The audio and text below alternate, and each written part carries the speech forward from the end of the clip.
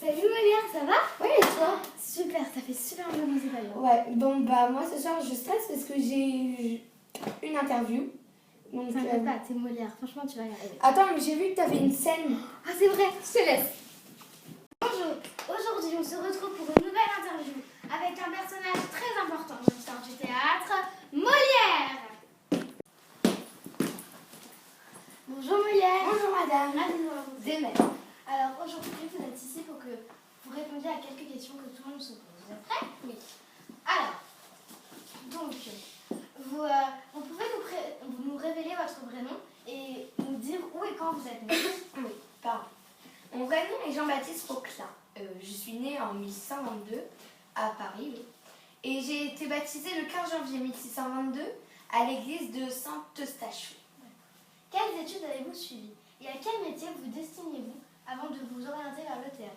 Alors j'ai suivi des études de droit et j'ai eu ma licence en 1642. Mais mon père aurait voulu que je sois avocat ou que je succède de son métier, c'est-à-dire tapissier du roi. Comment avez-vous découvert le milieu du théâtre? Quelle rencontre va être déterminante dans votre orientation professionnelle? Alors mon grand-père m'emmenait souvent voir des sortes de spectacles dans des rues ou dans des théâtres. Et en effet, ma maman est décédée à l'âge de 10 ans. Et mon père travaillait beaucoup. Et voilà. Grâce à mon grand-père, j'ai rencontré un comédien italien, Tiberi Tiela. Alors, quelle est la première compagnie de théâtre à laquelle vous avez appartenu? Quand a-t-elle été fondée et par qui? Alors en 1643, j'ai fondé ma troupe, l'Illustre Théâtre, avec Madeleine Béjart. J'en suis devenue le directeur. Avez-vous tout de suite connu le succès? Alors là, mais pas du tout, non.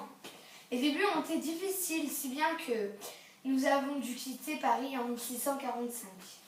Où avez-vous surtout joué au début de votre carrière? Pourquoi n'étiez-vous pas sur les scènes parisiennes? Alors j'ai sillonné la province durant 13 ans. Notre vie d'acteur est difficile.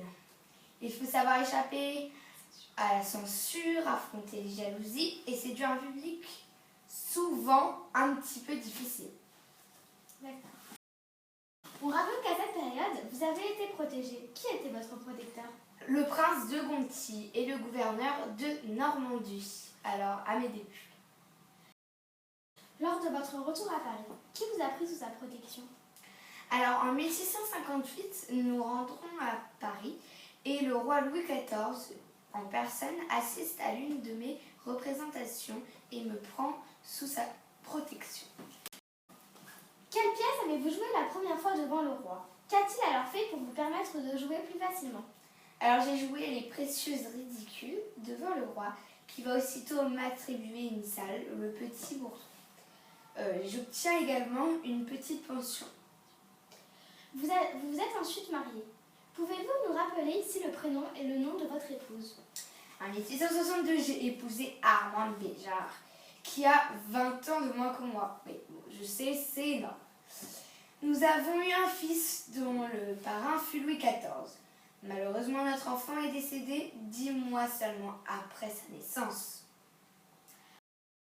Ensuite, vous avez connu des problèmes avec le roi à cause d'une de vos pièces. Quelle était cette pièce et pourquoi a-t-elle déclenché un tel scandale? Ma pièce intitulée Tartuffe est interdite dès sa première représentation en 1664. J'ai critiqué l'Église, son hypocrisie. Ses défenseurs ont fait pression sur le roi qui peu à peu s'est éloigné de moi. Qui est ce musicien avec lequel vous avez plusieurs fois collaboré? Comment a-t-on alors appelé ce genre de pièce? Alors j'ai collaboré plusieurs fois avec Jean-Baptiste Lully. Nous avons créé des comédies, ballets comme Le Bourgeois Gentilhomme en 1670.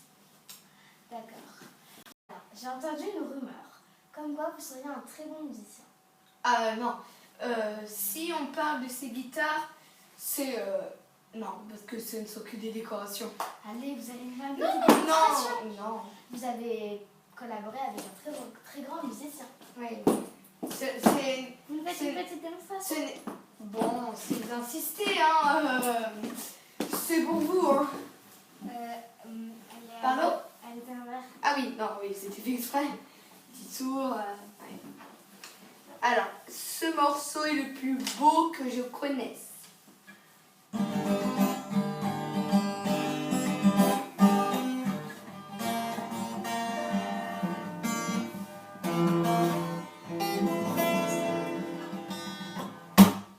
Ah, merci beaucoup. Magique, hein.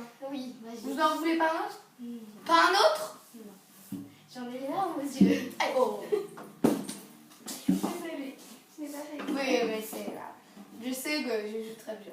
Oh, pardon, je peux le faire. Je vous remercie d'être venu. Merci. Je vous souhaite à bientôt. Au revoir. Au revoir.